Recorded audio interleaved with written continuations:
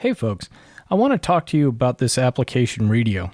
I strongly recommend Readio to help grandparents and parents read to their grandchildren remotely when they can't be in the same room.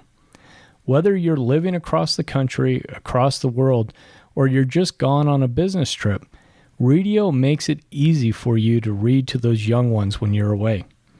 It's a super easy tool that allows for video monitoring across the top of the screen so they can see you and you can see them, as well as having the book prominently displayed, making it easy for you to read to those young ones, or better yet, having them read to you.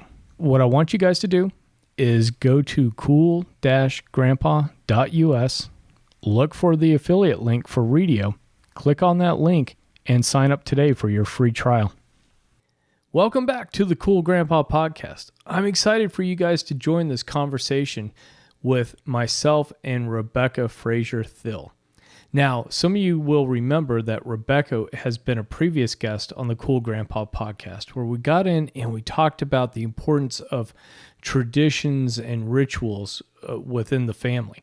We also talked a little bit about her grandfather, as well as her perspective as a mom with what her father is doing as a grandfather for her children. Now, in this conversation, we are sitting down and we are tapping into Rebecca's expertise as a coach and as somebody that can work with people to either transition into purposeful work or be able to craft their existing job into something that's really meaningful and really helps get that person up in the morning and going into work. So you guys are sure going to enjoy this conversation because we dive into the unique challenges that grandfathers or people in their middle ages can sometimes face when dealing with what to do with careers, and can they stick it out to retirement? You know, is the job market so different now that it doesn't matter if you leave a job and do a job search when you're in your 50s and 60s? So we get into a lot of these conversations that hopefully will help spark you into understanding either it's time to leave and find something else, which you can totally do in this environment, or how to best craft your job and repurpose your role in your organization so that it is meaningful and that it brings out your expertise. So, without further ado, let's jump into it.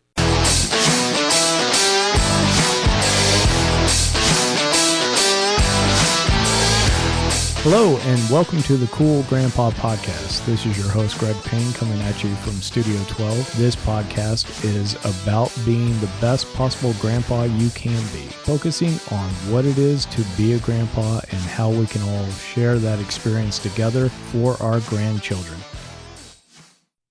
Hi, Rebecca. Thank you so much for joining us on the Cool Grandpa Podcast again. This is a great conversation for us to have because I feel like there's so many men and women in their 40s, 50s, and 60s that are looking for work that is meaningful and has purpose.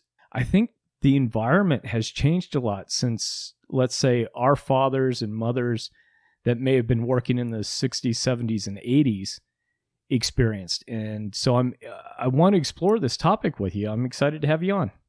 Oh, I'm really happy to be back. There's a lot to say here. Now, one of the things that really spurred this conversation was I've been having at wedding receptions, talking to different people my age. I'm 52 now. Some people younger, some people older. One of the things that comes up when people are talking about jobs and careers is this idea of people getting into their 50s that are just kind of hunkering down and writing things out till retirement. You know, there's a little voice in my head, and maybe it's some of the podcasts I listen to and people I follow where it's like, no, you don't have to do that. If you don't like your job, you know, we can still change in this environment. We're not locked in like we used to.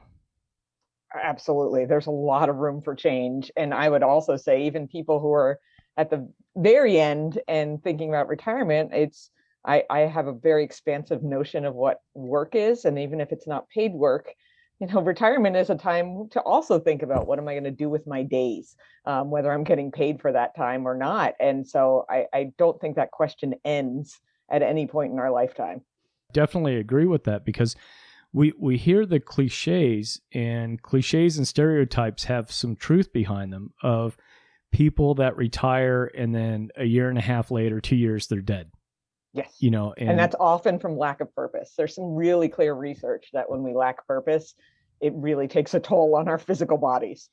oh, I couldn't agree more. I think we see people, especially during periods of high unemployment. I think we see this with mental health and people that just feel adrift, because work is such an important part of giving purpose and meaning to our lives. Absolutely. Yeah, there was some really interesting research that I saw, I believe from Gallup, showing that people have a bigger and more prolonged sense of identity issues after they've lost their job than they do after they've lost a spouse, which is like, wow. I mean, you'd think this is the person that's closest to you. Losing that person would be a major change. And obviously it is, but it doesn't seem to rock that identity piece in the same way. And so and when we lose that sense of identity, that really can have ramifications for our physical health, which is amazing to think about.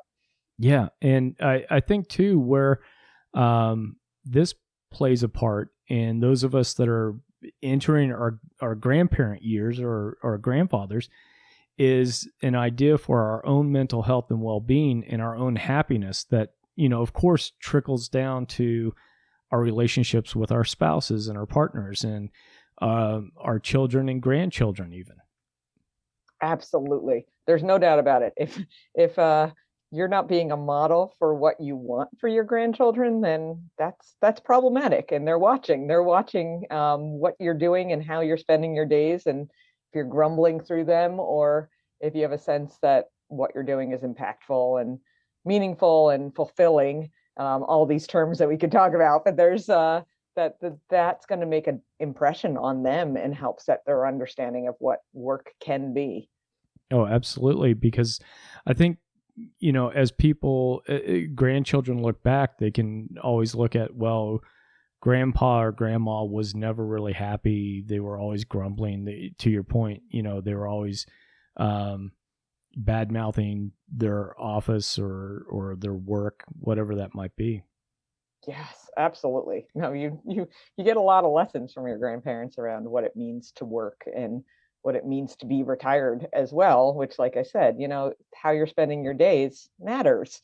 And retirement can seem like, oh, this will be the time when it all works out, but research is pretty clear that there's a honeymoon period and then there's a disenchantment period that follows within 6 to 12 months after leaving work if we don't have a sense of purpose. So I always say, take those final 10, 15 years of working and use those as a test run for what do you want to be doing in retirement, and you can actually get paid for it while you're testing it out. Oh yeah, that's great. Because one of the things that I think goes on, and we talked a little bit about that modeling behavior, right? That's learned, is that a lot of us that were children in the 60s, 70s, and 80s, we were seeing our parents and grandparents and how the workforce was structured at that point. A lot of it was, hey, if you can get on a line job at GM and hang on for 30 years, the benefits and everything are going to be so great. But in the 80s, everything started to change when people looked at employees as cost-cutting measures. And all of a sudden, that idea of, you get a job with GE, you can ride it out, you can grow a little bit with the organization.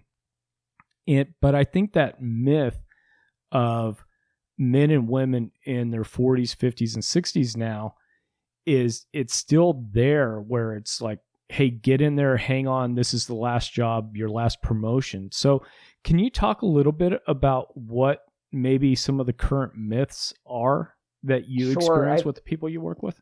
Absolutely. I think that you're hitting on a really big one, which is this myth that this is going to ride out to the end. And the reality that many people are getting laid off, things are changing. They don't care. Organizations don't care how old you are when things shift around them. I watched that with my dad, for instance. And he was someone who he's a computer-aided design person, and he was somebody who he just kind of likes stability and would stay with the same thing. But sometimes organizations go under. And so when he was in his mid 50s, he might have even been late 50s, actually. I think it was late 50s. And he was sort of riding towards retirement, right? Then his company went under and he didn't have a job anymore. And it's like, you're not at a point where he thought he'd be job searching by any means. And he wasn't somebody who wanted to be job searching and networking and all the pieces that go along with that. He's introverted like me, and we'd rather not do those things. And having to rethink your career at that point, that happens to a lot of people. I have a lot of clients who are like, why am I back to thinking about this? They didn't want to be. Other people were like, I'm feeling like I have to make a change, for a variety of reasons. And so I think one of the big myths is that, yeah, you can just hang on and nothing's going to go wrong. and and the myth that retirement's going to be the silver bullet that'll make it all worthwhile, because research doesn't bear that out, unfortunately. So you still got to design your life even at that point. So even like waiting for then isn't exactly what it's all about. Sure. And have you encountered different trends or different even myths that people might still have as far as job hunting in their 40s, 50s, and 60s? Because I've got the video on and I've got the gray in the beard. I don't have so much gray up on top, but there is a bit of, I think ageism, but I think ageism in the sense of this 40, 50, 60-year-old's going to ask for a lot more salary than if I get a 28-year-old, and for me, I feel like that's probably more the case than it is, at least this day and age of, I don't want to hire this person because of their age. It may be more of a salary expectation, benefits package, things like that. So yeah, there is definite age bias. I mean, there is some documented that age bias still exists, unfortunately, and a lot of it is probably tied to salary expectations. But there's also a sense of, will older adults have and not even older, midlife to older adults have a sense of the social media trends and all these pieces that go along with being in organizations today.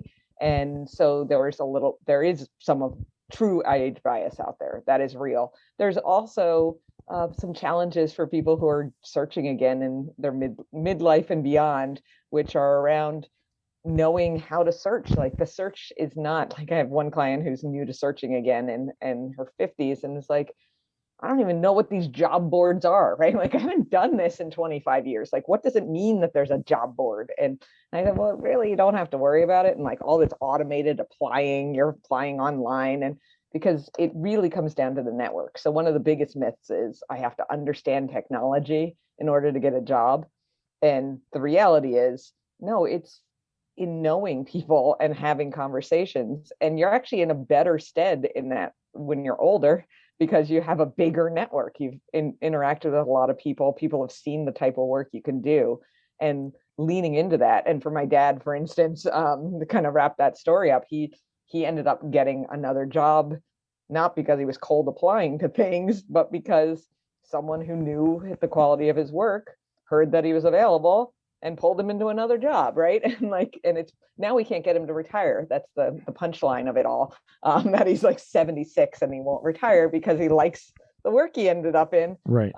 Very, very much, and it gives purpose. And he's still doing it full time, even though he said he was going to be going part time years and years and years ago. So, and that was network based. So I say to people, don't worry if you're not tech savvy, if you feel like you haven't done this in a long time, you actually have the skills and the tools you need to have a lot of conversations with people. Okay, well, and that's great advice. One of the things that with job hunting that I think about, or, and I'm always looking for what is this similar to, is it's almost, and it very much is like dating, to your point. And, for some of us that have been married or in relationships a long time, realistically, it's scary to go, what if I have to suddenly start dating again? And I think there's a lot of similarities in that, it's the network, right? It's the people that can introduce you to somebody. It's some of that, because I know, as you said, with social media, you don't always know which one to jump on. I mean, people in their 40s, 50s, and 60s were the prime market for Facebook. But guess what? There's a prime market for people in their 20s and 30s, and it's not Facebook. And, so it can definitely be intimidating. But the idea of reaching back out to the network and shaking those trees, because it does get you out of the technology part of it, I think, to a large extent. I mean, you still have to send in your resume, and people will still tell you to apply online. But if you can get your resume, I think, to somebody, email it, and then go through the HR process, you have somebody that's looking out for it, right? Absolutely. No doubt about it. That's how most jobs are found. So it's not that different from the past, really, is what I would say.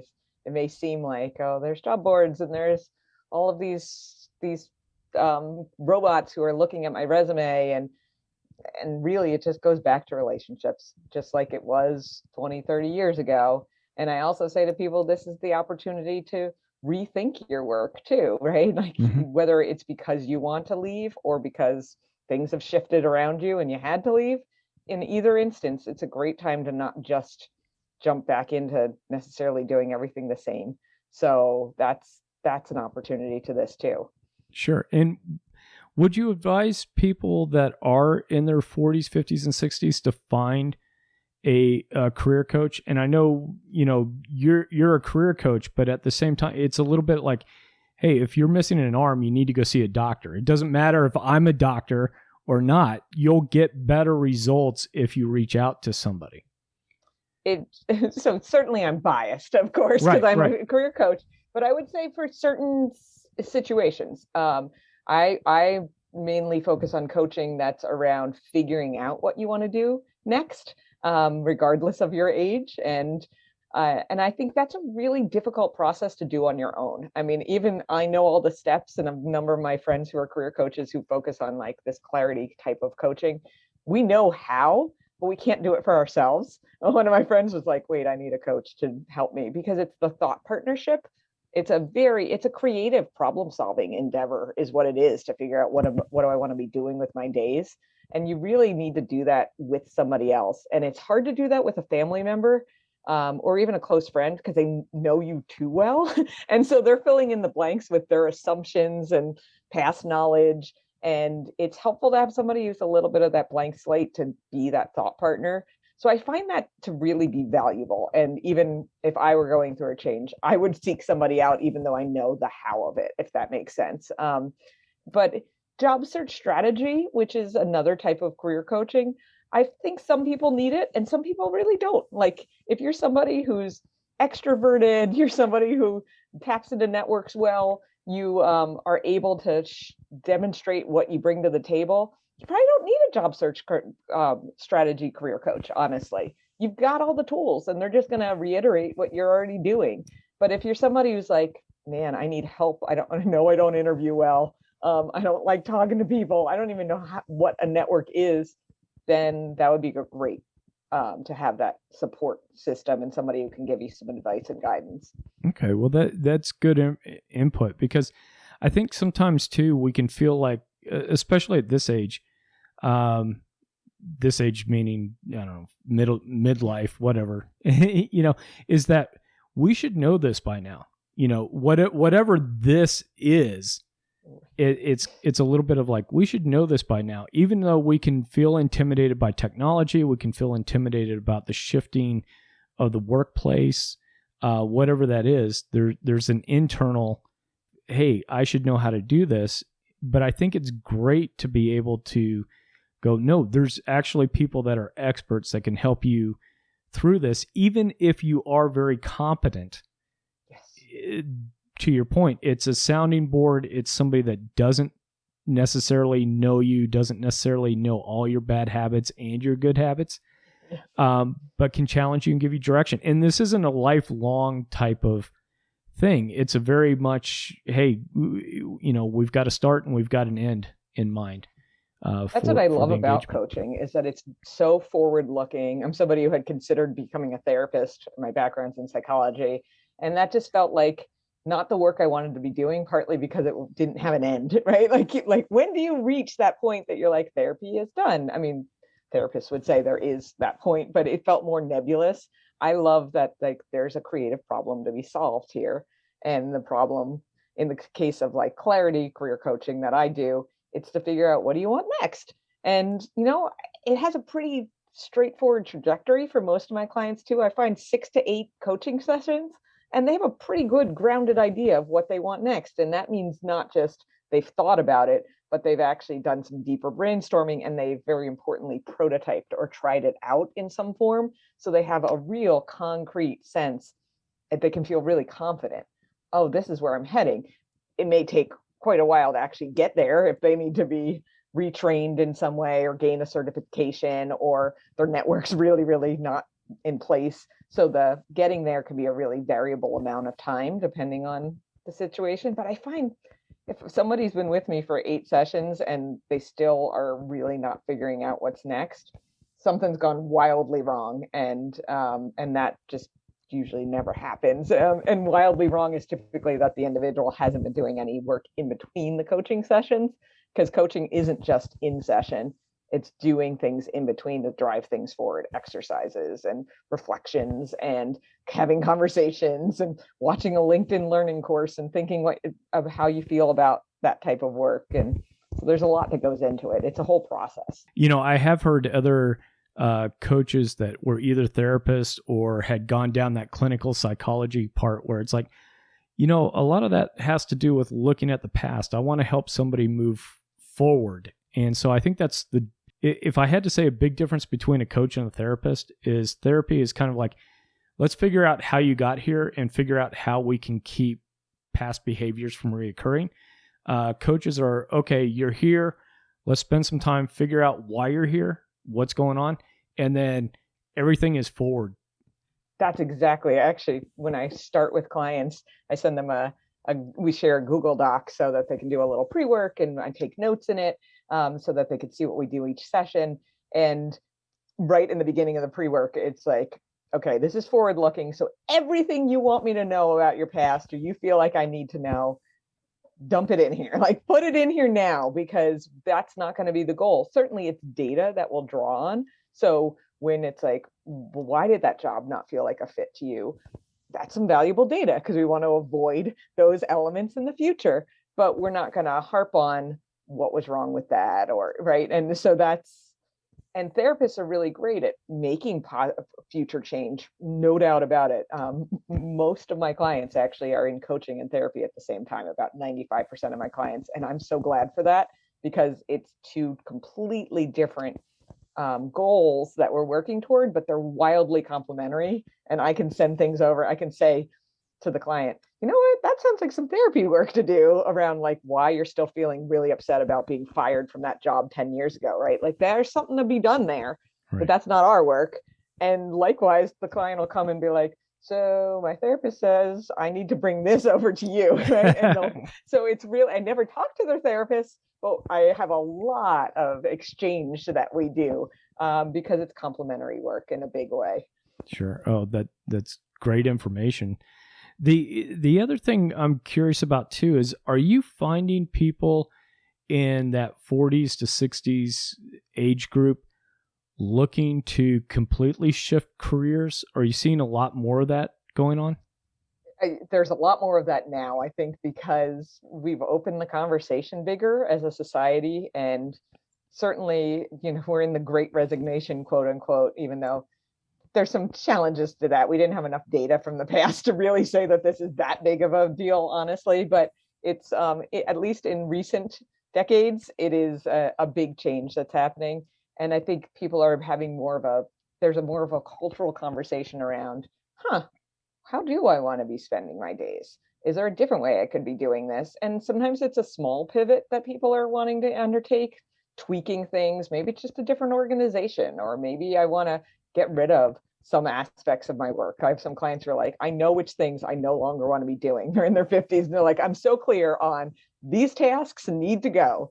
And so then we talk about what's called job crafting, where it's like, how do you make changes within your existing work and even within your existing organization to be more impactful and more fulfilled?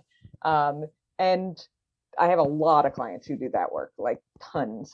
And then I have some people who are whole cloth for whatever reason. They've had a family business and they've sold it recently, which I've seen a lot of over the last 2 years in particular. A lot of flux on businesses and people saying, that's done. I'm done with that, whether because they wanted to or because it was the pandemic forced that.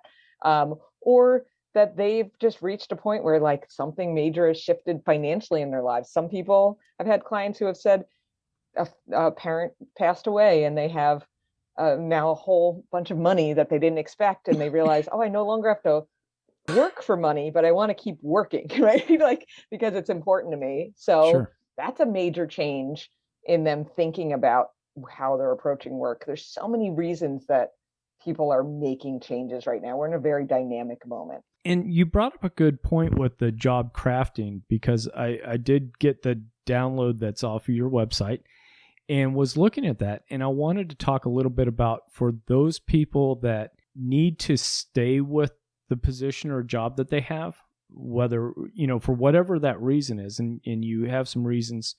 And if you want to go into those, that would be great. But if somebody's deciding that they need to stay where they are, but they're not completely satisfied, how does somebody start to go through and improve the job and maybe their mindset as well? Yeah, it's an excellent question. I'm a huge believer that job crafting, which means like, working within your existing constraints rather than making a giant leap. I think job crafting results in more satisfaction than making the giant leap. I've seen people do both. And when you giant leap into something, it's not going to be a perfect fit there. You're still going to have to craft it a bit once you're in there. So I'm a big believer in like wring everything possible out of your existing work and then see where you land. And if it's still not working for you, then make a change. So the how of it is there's 3 different ways. You said mindset, that's one of them. So cognitive crafting, where we change the way we're thinking about our work. And there's a lot that you could do around that, right? But there's more than just that. There's also what we call task crafting, where you literally change which task you're doing. Like, okay, I no longer want to be doing the media relations part of my work, but I do want to be doing the client facing side of my work, for instance, or whatever it might look like. So actually thinking about which tasks do I want to keep, which do I want to ideally jettison, and which ones maybe I want to add in as a new challenge. And then there's also the relational crafting, how we relate to our coworkers and people around them and us, and changing those relationships. So there's different strategies for each of those. The task crafting tends to make the biggest bang for people, right? Because it's like you're actually doing something different during your day. And people often say, oh, my supervisor will never go for that. I say, have you talked to them yet? Like, and you have to be clear. You can't just go and say to your supervisor, hey, I want to make some changes, right? Which in many Right. people, that's how they approach it. And then the manager might be like, great, we need you to do this and you could do less of this. No, they're designing it for you. But if you come in saying, I need to really get rid of this piece of my work that is bogging me down and draining my energy, it'll be really impactful for the organization if I'm doing more of this type of thing that I'm great at and we know has value. And maybe could I be challenged in these ways? And then you start to strategize together.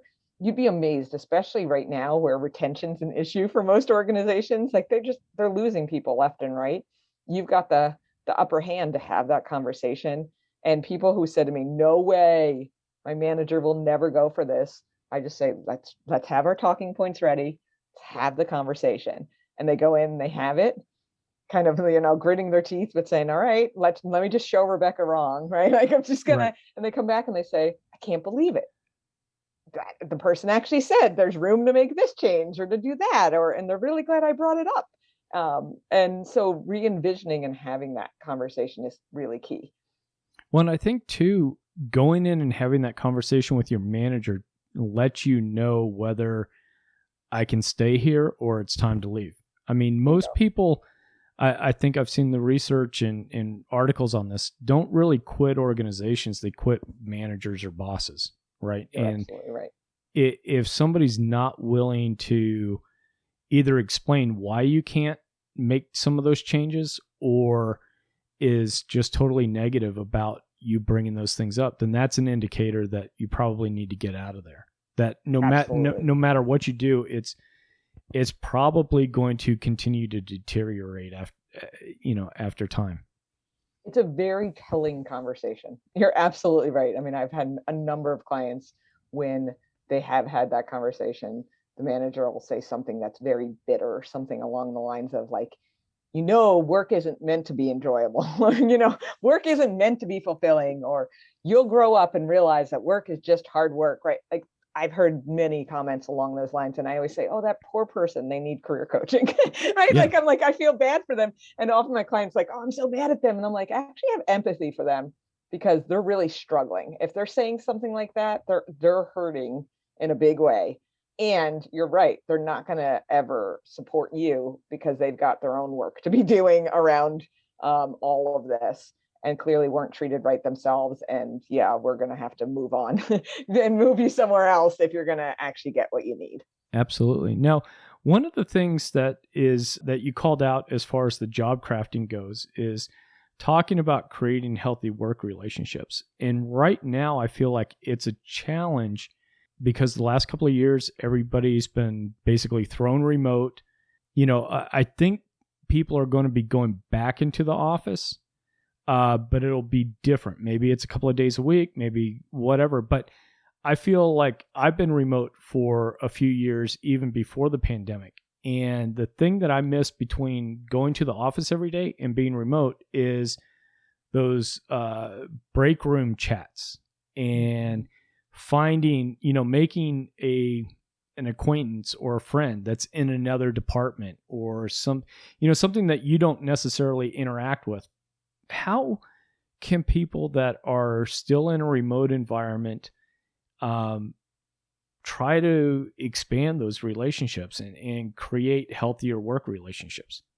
It's an excellent question and a really important one. I'm working on a piece that for Forbes. Hopefully, I'll get it out this month of February. We'll see, about high quality interactions, HQIs, which is one of the best predictors of us feeling great at work. And like you said, it typically is actually incidental, unplanned interactions that we rate as HQIs, as those high quality ones, because they're the exchange of a smile, which in some settings is still difficult because some settings of our country, we're still wearing masks, right? And the exchange of a smile, that incidental conversation where you're just like, have a moment to talk about non-work items and you make a connection. And those tiny interactions really do make a difference for us. And as we all know, they're really hard to do on Zoom, especially when it's not a one-on-one Zoom, right? When it's like a whole group Zoom, you can't have side conversations. I even saw my children struggle with that when they were doing a remote learning, where my daughter, I said, you always loved learning. And she said, I don't love it anymore because I don't get to talk to anybody. And I was like, but you've been with people all day, like on Zoom, right? And she was like, but you can't talk to anybody. And when I really heard her, I was like, she's right. You don't talk to people. You're talking to people, but you're not talking to people. You can't have those side conversations or the little giggle or that little moment of you look each other and give each other a look. I mean, that happened in in-person meetings, and it doesn't happen on Zoom. So, or whatever online platform we're using. Right. So the important thing there is, I say to people who are in a management capacity, make sure you're making space for that with your direct reports. So it's not just jump on to a standing meeting, hammer through the material, and then be like, okay, bye, right? It's also actually intentionally saying, how have you been? How have things been going for you? What's the work like? Make space for those professional development conversations, which almost seems obvious, but very few people actually do that, especially for some reason remote. We wrap things up faster. And then be really mindful when you're setting up group meetings that you're not doing that awkward thing of people are kind of filtering in and there's some people already having a conversation, and then you're other people are sitting there awkwardly not knowing what to do, right?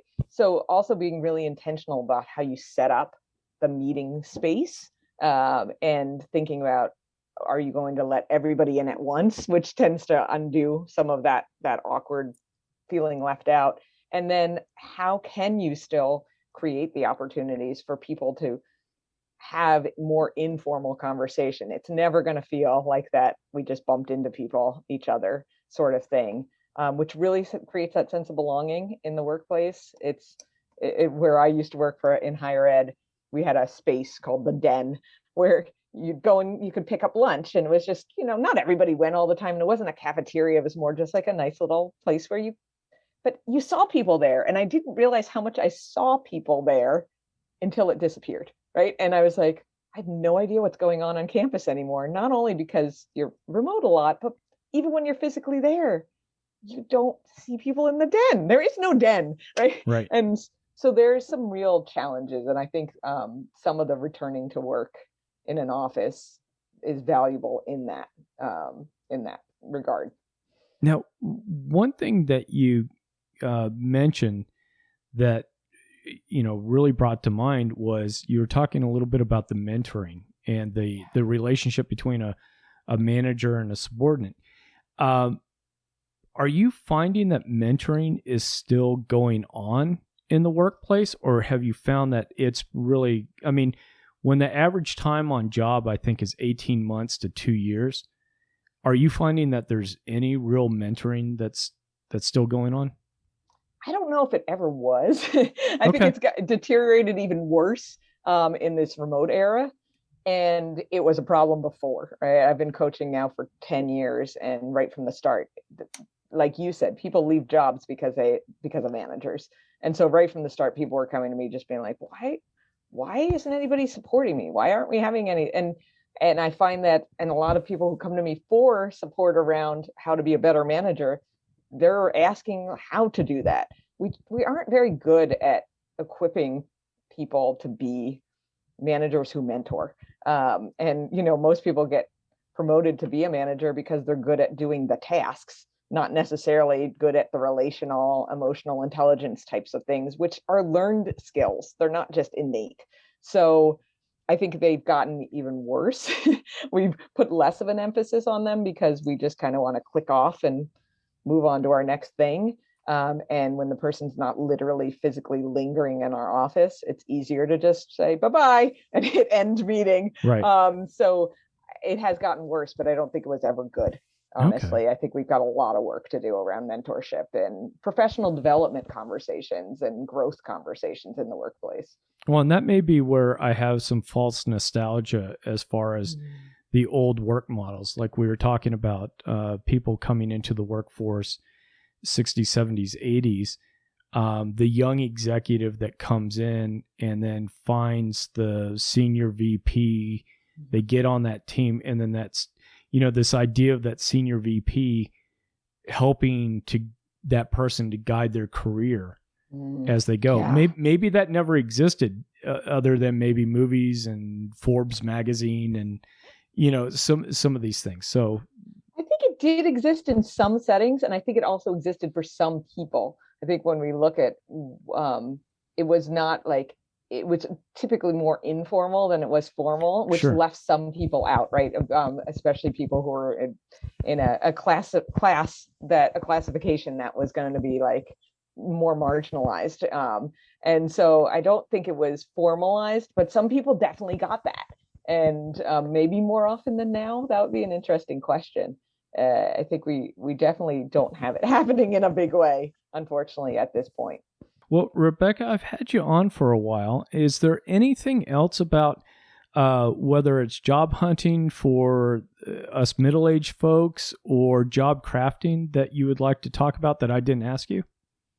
I think the one thing I would say is if you're feeling even a little bit of unrest, is to really just think about using what we call design thinking to make changes. There's a book called Designing Your Life that goes into design thinking by Burnett and Evans, and it's a good kind of overview of how to use design thinking so that you can get really intentional and thoughtful what I do in my coaching. I use design thinking. My mentor, Jenny Blake, wrote the book Pivot, which is also uses a version of design thinking to think about, here's some steps to get unstuck or to consider ways to make changes. And it's really valuable to I think it opens up eyes of all these possibilities where you can be intentional about like know your values, personalities, interests, and strengths, brainstorm possibilities based on that, and then go prototype them, try them out. You don't have to go and make a change in order to feel out whether something different might be good for you, whether that's a small difference, like making a shift of tasks in the job crafting sense, or a big difference, changing organizations or even changing career paths. But there's ways to feel this out without going and making the change. And that's the thing I think a lot of people don't realize. They think they either stay stuck or stay where they are, or they make a change. And there's actually a middle ground where you try things out without making that change. And that's called prototyping, and it's part of design thinking. Yeah, so we'll be putting those links to the Designing Your Life and Pivot in the show notes for sure. How could people best get in contact with you if they want to explore more about, job crafting or even changing careers?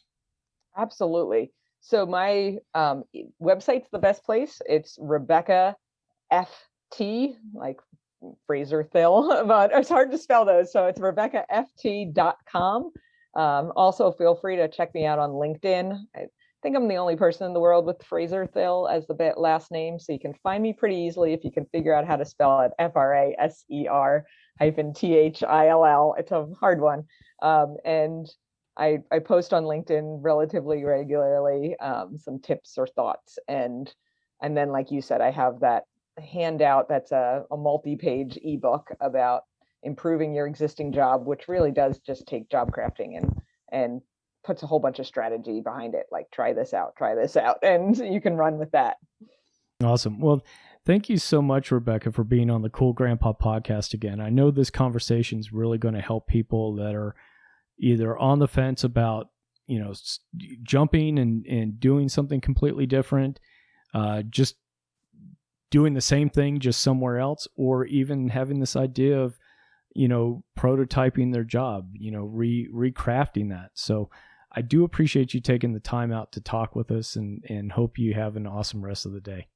Thanks for having me. What a cool conversation with Rebecca.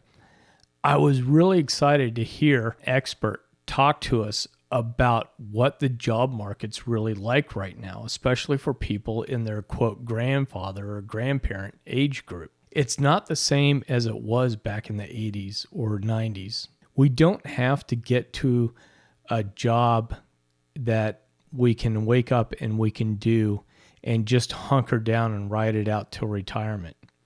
We have all sorts of options now to be able to go out and create the work that we enjoy, whether it's going through and designing your life or going through and really creating and repurposing the work and role that you already have into something that makes you excited. So I hope you got a lot out of this. Be sure to check out the show notes for the links that we were talking about within our conversation.